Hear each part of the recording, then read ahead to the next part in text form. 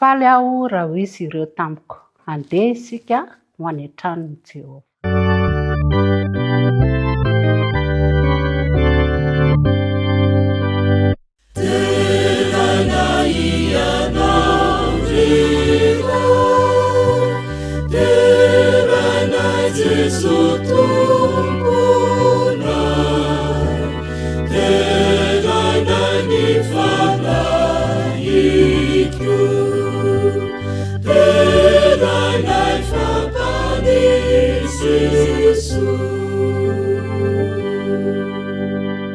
Iaraka hivavaka isika.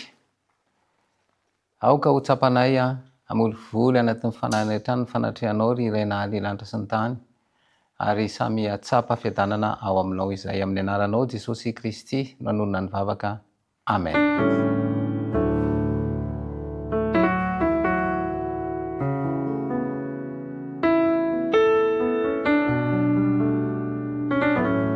Ampifaliana no hiara-pananao amin'ity sabata 7 Martsa 2024 ity.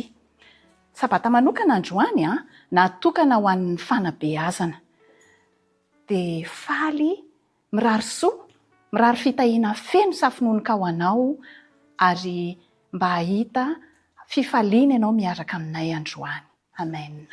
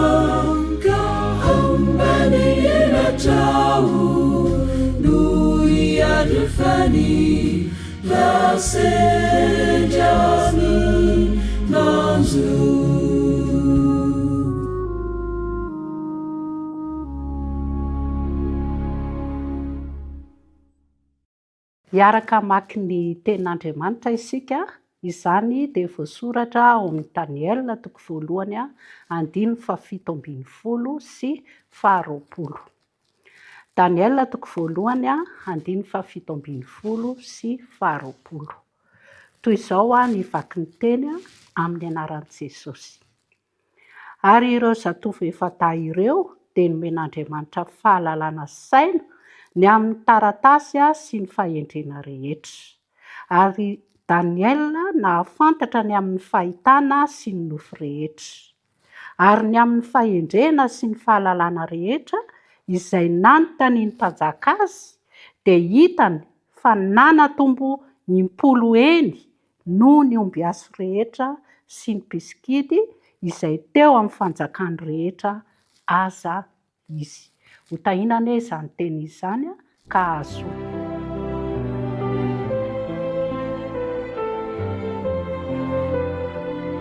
Manasanao hiara hivavaka amiko.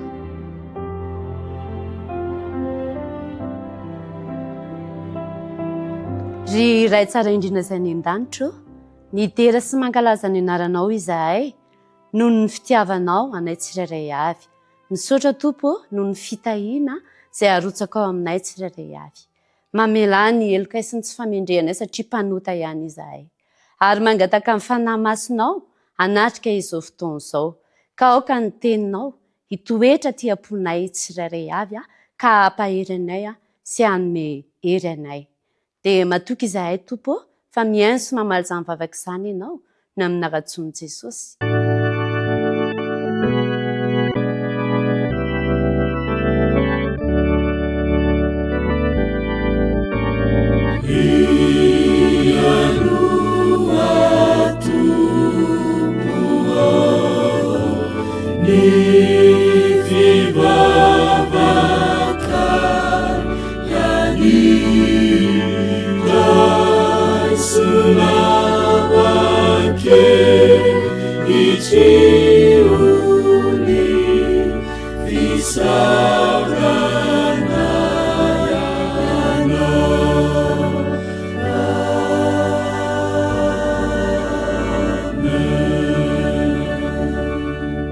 Amen.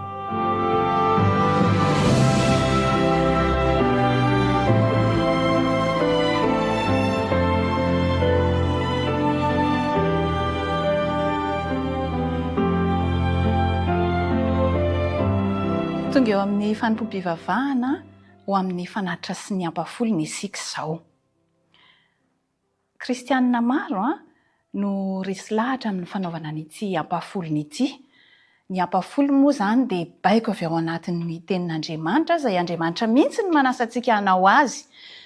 Raha hampandraraha, ara-baritra isika dia mahazo tombom-baritra. Dia ny ampahafolony izay vola azontsika izay tombom-baritra izay no atolontsika ho an'i Jehovah aterina any amin'ny trano firaketana. Raha karama isika amin'ny orinasa dia ilay karamantsika iny no andoavantsika ny ampahafolony, izany hoe ny folo isan-jaton'ny karamantsika aterintsika any amin'ny trano firaketana ho an'i Jehovah. Ady hevitra betsaka ny mihitsy mikasika an'izy ity, nefa fantatra fa kristianina maro no efa resy lahatra vokatry ny fanandramana ny rahany tamin'Andriamanitra ka tapa-kevitra manao an'ity fanatitra sy ampafolony ity. Voalaza ao amin'ny Malakia 3, raha teo moa izany manomboka eo amin'ny 9 ka hatramin'ny 12 no mitantaran'izany fa aterina any amin'ny trano firaketan'Andriamanitra ny fanatitra sy ny ampafolony. Ampifaliana no anatanterana izany. Misy ny milaza fa ho an'ny jiosy irery izany. Misy koa nefa eo ankilan'izany ny kristianina maro manara-tanteraka an'izany fanompoam-pivavahana izany. Ary isika androany, izaho, ianao dia antson'Andriamanitra koa anatanteraka an'izy io. Inona moa ny ilahantsika an'izy io te hanao asa fitoriana, te ampita ny afatr'Andriamanitra any amin'ny toerana farak'izay lavitra, nefa mety tsy afaka manana fahafahana anao izany, fa amin'ny alalan'ity fanatitra izay ataontsika ity sy amin'ny alalan'ny ampafolony dia afaka manatanteraka izany faniriantsika izany isika. Voalazan'ny tenin'Andriamanitra ao amin'ny Matthieu 7:17 ao hoe diso hevitra ny fariseo sy ny mpanoran-dalàna satria nahandony ampahafolony izy ireo, tena nataony tsy bangy izany. Kanefa nisy zavatra iray lohadininy dia ny fanampiana sy ny fitsinjovana ny sahirana sy ny mahantrana ireo mila izany. Manasa antsika Jesosy ihany koa mba anatanteraka fanatitra arak'izay irin'ny fontsika ho fanampiana ny hafa sy fiarahana amin'ireo mpiara-belona amintsika. Ny antso ataoko aminao androany, manasa anao ahatoky amin'ny fandoavana ny ampahafolony satria ny Malakia 3 ihany dia mitantara fa anokatra ny varavaran'ny lanitra Andriamanitra androtsaka fitahiana manamby ampy ho antsika ary hoy izy hoe andramoka izaho. Dia hoy koa izy hoe orarako ho teneniko ny valala mba tsy hanimba ny taninao. Izany hoe fitahiana safinoana ka zany no raisintsika ao amin'ny fanatanterana ny fanatitra sy ny apafolony dia manasanao anio anomboka atoky an'Andriamanitra na anoy raha efa nanao ianao fa ho azontsika ny fitahiana feno ary ho fanehoantsika fiderana sy fankalazana an'Andriamanitra raha teo izany. Hivavaka isika. Jehovah tomponay eo, misaotra anao izahay satria nomenao fotoana afaka nanatanteraka ny fanatitra.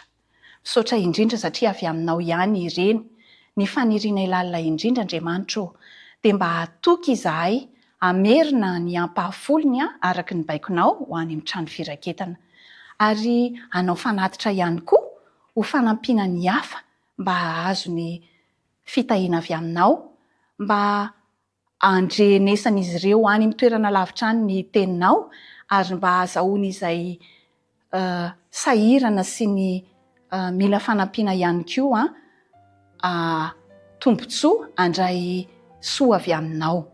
Engany mba ho tahinao ireto fanatitra natolotra ireto mba havita be amin'ny asa rehetra izay tianao ahatongavana ary mba afaka hanolotra ho anao mandrakarivo izahay amin'ny anaranao Jesosy. Amen.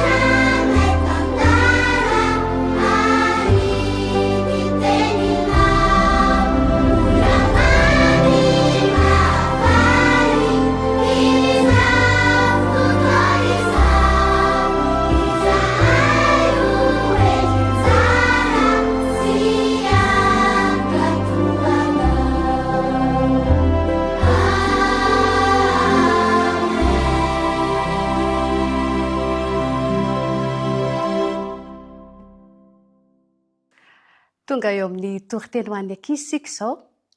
Manasanao raka izy mba katoerana tsara fa iain'ny feon'ny tompo isika. Milohan'izany rehetra izany dia araka hivavaka isika. Jesosy io meteza nokatra ny fony ankizy rehetra ianao raha iain'ny teninao izahay amin'ny anaranao amen. Ao amin'ny mpanjaka faharoa toko faharoa andifa 3 ka hatramin'ny 5 rakizy no akatsika tantara iray androany momba ny tantaran'ny mpaminany Elisa. Izy moa mpaminany Elisa, izy dia niara niasa tamin'ny mpaminany Eli, ka indray mandeha izy rehefa nandeha teny an-dalana teny nandeha namakivaky ny ala izy rehefa avy nieritreritra hoe hoay ahoana ary nahatonga ny Eli lasa ny an-danitra iny, tampotampoka teo dia nisy ankizy nivoaka be dia be ny fanena taminy. Dia inona nataony reto ankizy reto izy nareo? Nananiany anazy izy sady nanakorana azy, mekara ary lesola. Zany ny teny navoaka an'izy rehetrarehetra tamin'ny mpaminany Elisa. Rehefa naheno an'izany mpaminany Elisa dia nierika izy nijeran'ireto ankizy reto, ary izao ny zavatra nataony, nanozina andreo ankizy ireo izy tamin'ny anaran'i Jehovah. Tsy tapitapy izay, nisy beravavy anankiroa na orsa hozy tsika amin'ny fomba fitenitsika azy, nivoaka avy tany anaty ala rakizy namiravirandreo ankizy ireo. Firy ozy nareo ny ankizy naratra tamin'izay?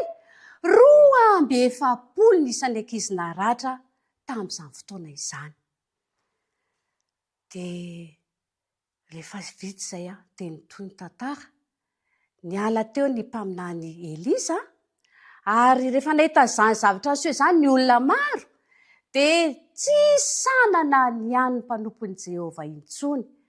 Voalaza ny ten'Andriamanitra fa 500 taona mbola niaina niaraka tamin'ireo olona ireo ny mpaminany Elisa, fa nanaja azy ny olona na ny ankizy kely ary tsy sanana ny any azy intsony. Lesona lehibe no niraisintsika tamin'izay tantara izay rakizy androany. Ity tantara ity dia mampianatra antsika ny tokony hanajantsika ny pastora, ny olon-dehibe mpitaiza antsika, ny mpanabe antsika, ary indrindra ny mpampianatra antsika ihany koa. Aza adino ny malala fomba amin'ny fiarahana amin'ireny olon-dehibe ireny. Jesosy koa arany ka nalala fomba namaly ny tsara ho an'ireo olona izay nanao ratsy taminy izy. Aiza ny toerana ahafahantsika mianatra izany fahalalam-pomba tsara izany sy fanajantsika ny hafa? Any am-piangonana ahafahantsika mianatra izany ary any an-tsekoly koa. Maniry androany ny ankizy rehetra izay miaina izao tantara izao dia ho malala fomba hanaja ny olon-dehibe ary indrindra ireo voaositry Jehovah. Amen.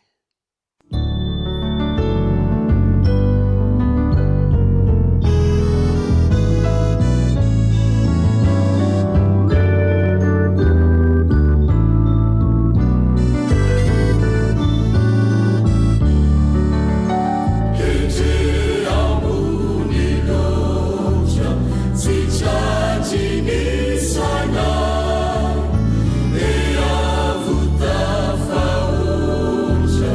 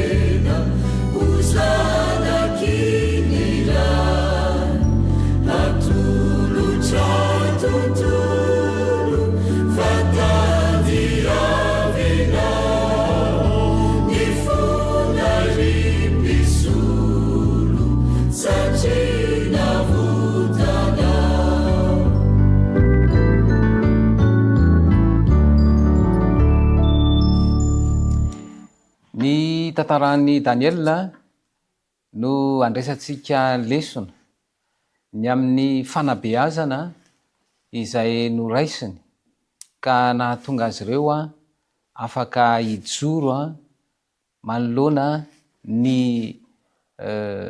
fanandevozana izay nahazo azy ireo satria tamin'ny fotoanandro izay nampisondotra ny firenena babiloniana ho lasa firenena mahatanjaka tamin'ny fotoanandro dia nanao fahirano any Jerosalema ary naka babo avy any ary anisan'izany Daniela sy ny namany ary nataon'ny mpanjaka nampidiriny tao anatin'ny université any Babilôna mba ambotehana ny maizy an'izy efatra mirahalahy ireto ka tonga ny fampianarana babiloniana ho tafapetraka ao amin'izy efatra mirahalahy ka anisan'ny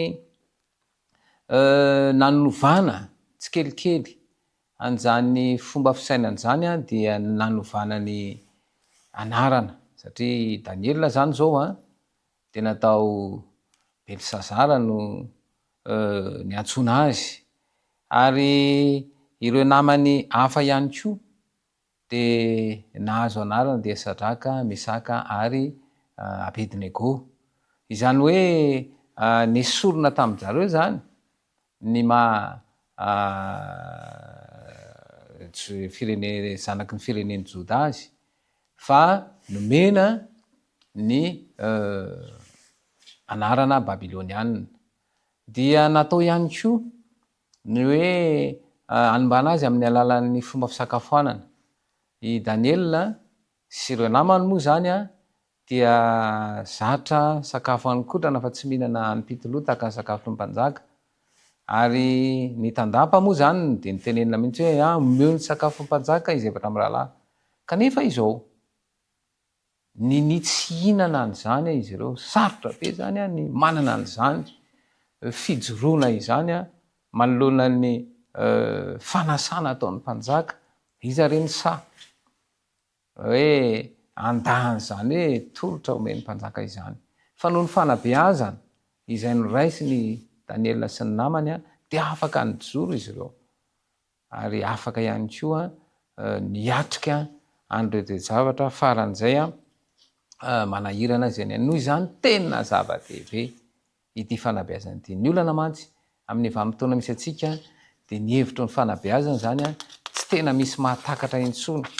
ary zay no mampatonga ny hoe marefo ny tanora amin'izao vanim-potoana misy atsika izao. Ny soratra masina dia manambara fa amin'ny taranakao no hitahiana ny firenena. Izany hoe potehana mihitsy zany ny fanabeazana mba hahatonga ny tanora ankehitriny tsy ho fitahiana ho an'ny firenena. Samy mikaikaika ny ray aman-dreny amin'ny fitaizana fa izao tena tsy hita zay ho atao. Fa nahoana moa ry Daniela sy ny namany no tena afaka nijoro ary afaka niatrika nanda nitolotra omen'ny mpanjaka satria ilay sekolim-panabeazana dia sekoly mpaminany no ilazana azy. Tao izany andro ka tamin'ny alalan'ny soratra masina ny nanabeazana azy ireo. Raha tiana zany ka ahazo ny fanabeazana tena miorina tsara dia ny fanabeazana izay miorina eo amin'ny pahary izany. Izao mantsy no ambaran'ny soratra masina hoe ny fatahorana ny Jehova no voaloham-pahendrena. Ary tena zay mihitsy satria ilay pahary izao rehetra izao dia nahary ny olombelona tahaka ny endriny ary izay endriny zay dia tiana averina fa ilay mpanjaka an'izao famaizina an'izao kosa izay nanimba sy namotika ny fomba fisainana satria rehefa tafiditra ny ota dia lasa no fehezin'ny mpanjaka an'izao famaizina an'izao ny fisainan'ny olombelona anaiky sy anaraka ambokony fotsiny ny toditra izay omeny izay tsy afaka amolavola ary izay indrindra hoe raha mijery ny tanora ankehitriny dia tsy manana ny hery tahaka nananany Daniela ny hery afaka anda ny fampianarana tsy izy ny tolotra tsy izy fa izao raha vao mena zavatra mitarika ho amin'ny fahafinaretana dia aingana mihitsy. Ka ity tontolo ity zany a dia tontolo zay mamitaka noho izany mila fanabeazana. Ka ny fanabeazana izany dia fanazarana mitoy tsy ankiady tsy mivao mandritry ny androm-piainana. Dia raha miteny ny soratra masina hoe zaro amin'izay lalana tokony alehany zaza ka na rehefa antitra izy a dia tsy hiala amin'izany. Tena zava-dehibe ny fanabeazana, misy fanazarana. Ary eto dia nazavaina tsara ilay teny amin'ny teny vahiny izy zany hoe discipline, fa rehefa teneny amin'ny teny malagasy dia fitsipifehezana. Ary io teny io zany io ny anisan'ny olona ankehitriny, satria raha vao miresaka hoe discipline dia verina hoe famaizana, nefa ny teny malagasy manambaran'izay dia hoe fitsipifehezana. Ny mahatonga ny famaizana dia rehefa tsy arahana le fitsipifehezana zay vao misy ny famaizana. Fa lasa famaizana zany ny betsaka dia eo indrindra lasa tsy tena tonga any amin'ny fanabeazana. Ary zay indrindra nahatonga ny hoe ny sekoly zany, raha tiana aomby ny sekoly, indrindra ny sekolim-pinoana dia tena miorina eo amin'ny fatahorana ny mpahaly voalohany indrindra. Ary mitaiza ireo tanora izay beazina ao amin'ny sekoly ho amin'ny lafim-piainana iray manontolo. Andenge ho jerentsika ireo karazana fanabeazana izay tokony hiainan'ny sekoly amin'izao vanim-potoana misy atsika izao.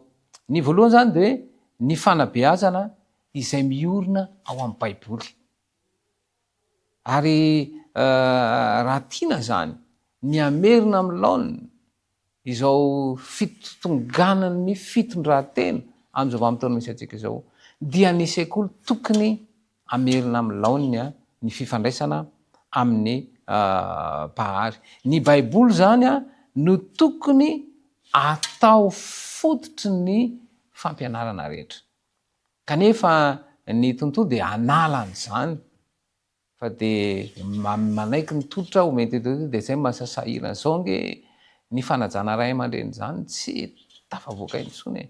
Ny fanajana ny mpanabe, ny fanajana an'ireo ray aman-dreny, ireo fotsy volo dia tena tsy misy intsony zany satria tsy nobeazina araky ny tokony ho izy zany.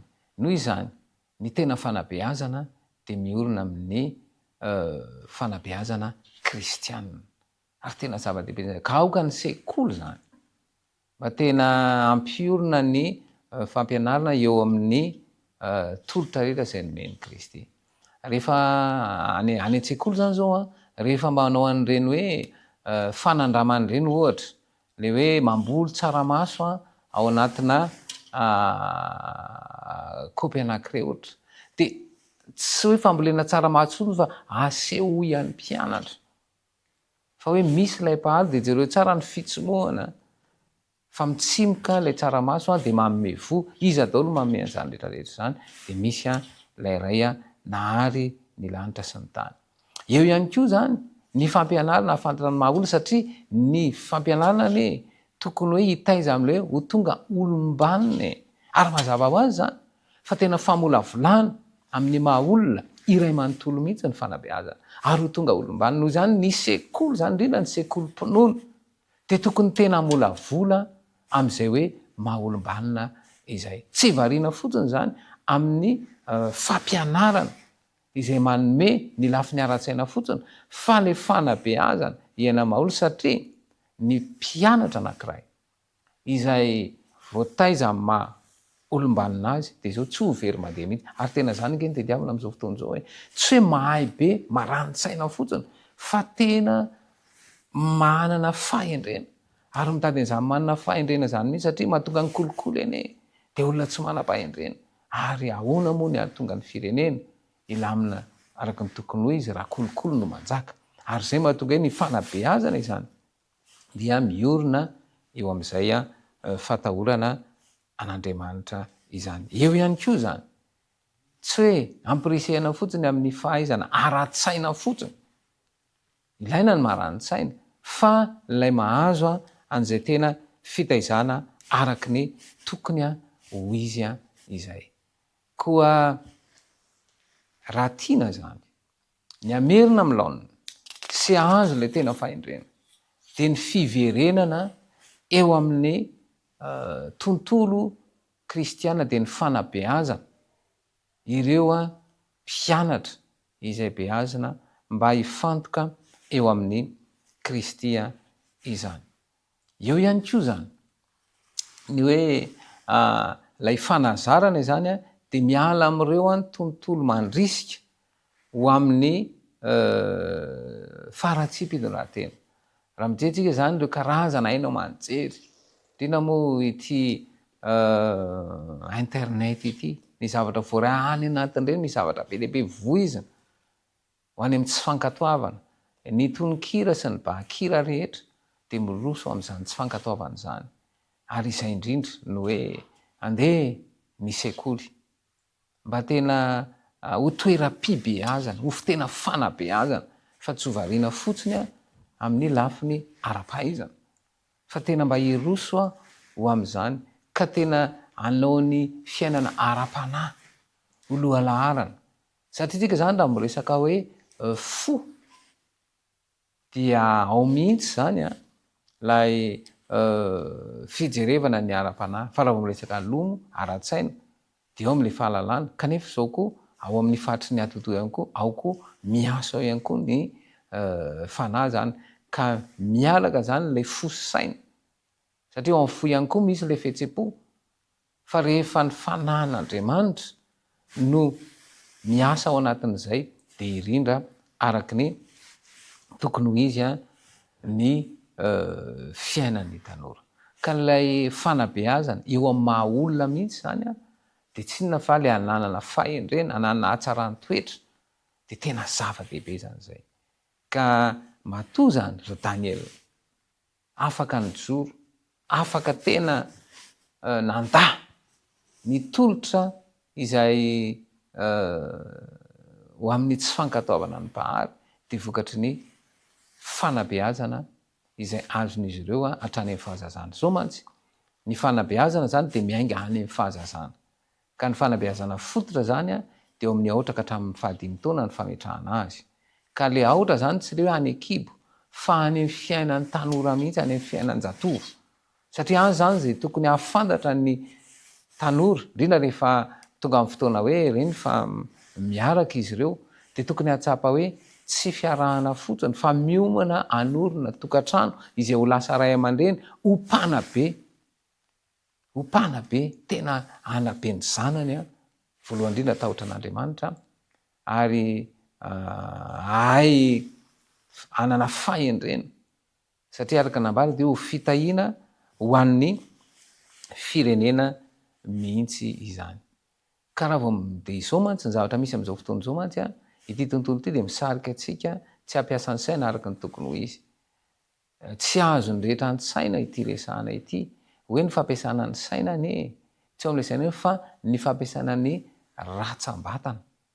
Ianao zany zao mila ampiasaina reto ratsambatana reto. Ny ankizy zany zao rehefa milalao telefona tsy miasa zany io fa mampikrisy ny tanany fotsiny, fa rehefa manasa vilia, rehefa mikoso-trano, rehefa mandray kifafa, rehefa mandray zavatra ny tanana any aneny tena fampiasana zay, manokatra ny saina ny ireny. Fa raha vao tsy misokatra ny saina dia izao nenina ho raisinao dia tsy teraka vokatra. Ka ireo fampiasam-batana ireo izay ny zava-misy amin'izao fotoana izao zany variana, indrindra moa tratran'ity finday ity dia variana amin'io fotsiny rehetra, tsy mampiasa vatana intsony izy fa mampiasa heritreritra, tsy mampiasa saina koa izy fa heritreritra, ary heritreritra ny raisinao anatin'io finday io. Fa hafa zany le mampiasa saina, ka ny mampiasa saina zany dia mampiasa an'ireto ratsambatana ireto, satria ny saina zany no mibaiko hampiasa ny ratsambatana. Dia rehefa miasa koa ny ratsambatana dia manatanjaka ny retsika rehetra ireny rehetra ireny. Ka voafandrika zany ny tanora amin'izao fotoana izao, tsy mampiasa saina intsony izy fa dia mandray vonona fotsiny. Ary ny tena zava-doza ary dia misy an'ity tolotra anankiray tenena amin'ny teny vahiny hoe intelligence artificielle, izay raha vao tsy mitanina zany ny tanora dia tsy afaka miasa ihany koa ny adohany, le fahaiza-manao, le fahaiza-mamorony-javatra tsy ho ao intsony, dia lasa manaiky ny tolotra omen'ity tontolo ity dia tsy afaka mivelatra sy mahomby. Fa raha iverenana ny teny dia izao Daniel dia izao lasa izy no nitantana ny firenena babiloniana. satria rehefa nisy nanofo ny mpanjaka de tsisy afaka nahafantatra nofo fa tsy Daniela irery ihany. Ary mbola nitoy ny tantara de mbola Daniela nafantatra ny nofo mandrakarivo. Zany hoe le firaisana amin'ny mpahaly io de afaka nampivelatra sy nampitombo azy ary lasa andro ny firenena mihitsy. Ary mazava ny soratra masina amin'ny teny hoe fa ny tanora no fitahiana ho an'ny firenena, ary tena misy akony lehibe mihitsy zany izany eo amin'ny firenena noho izany. Zava-dehibe ny mampiorina ny fanabeazana eo amin'ny soratra masina ary mametraka ny fiainana amin'ny Kristy. Noho zany dia misy antso anao izay miantso anao. Voalohany indrindra aloha atahotra ny mpahary, satria araka ny hitantsika teto dia ny fatahorana an'Andriamanitra no voaloham-pahendrena. Raha te hanana fahendrena izany dia fenao amin'izay. Faharoa dia manana fahazarana mandinika ny soratra masina. Betsaka ny totro mety tontolo ty fa ny fandinianao ny soratra masina irery ihany dia hanokatra ny sainao ary ampivelatra ho lasa lavitra ny fomba fijery. Satria le fahendrena izay azo amin'ny alalan'ny fandiniana soratra masina izay misy fahazavan-tsainao meny fanamasina dia ahatonga anao andeha naiza naiza ary ampivelatra anao ao anatin'izay. Ary aoka hanana fiainam-bavaka. Ny vavaka moa dia fampifantohana ny fisainanao amin'ny Kristy, mandre ilay feo ao amin'ny feo fieritreretana. Koa na inona na inona te zavatra amin'izao dia ibaiko anao ilay feo fieritreretana avy amin'ny fiasan'ny fanamasina, ahafantatra ny tokony atao ary ny zavatra tena andrandrain'ny Kristy amin'ny tsirairay avy dia fitombona sy fivelana. Satria raha miteny Kristy hoe izao raha sandratra hiala amin'ny tany dia taona ny olona rehetra anaraka. Fitombona sy fivelarana ny firaisana amin'ny Kristy ary ahita fahombiazana amin'izay zavatra rehetra atao. Amen. Thank you.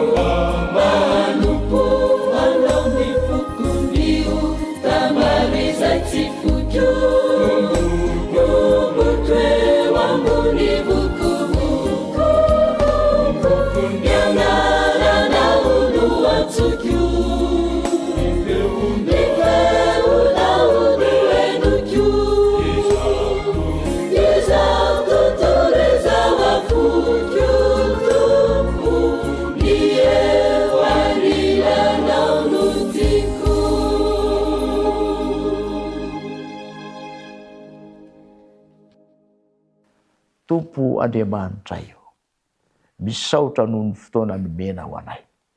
Nafahanay nandinika, namakafaka ny amin'ny teninao. Koa ilay fanahy masina, ilay fanirahanao tetỳ ambony tany any, no ka hikasika anay tsirairay avy. Ahatonga anay Tompo mba hisotra araka ny lalanao. Niteza ary ombanay ianao. Ary toavy aminay ty tsodrano ity, mba ho tanteraka amin'ny tsirairay avy aminay. Hitay anay anie ianao ka hiaro anay. Ampamirapiratra ny tavanao aminay anie ianao Tompo ka amindra fo aminay mandrakarivo. Ary ananatra ny tavanao aminay ianao ka hanome anay fiadanana miaraka aminao. Noho ny amin'ny anaran'i Jesosy. Amen.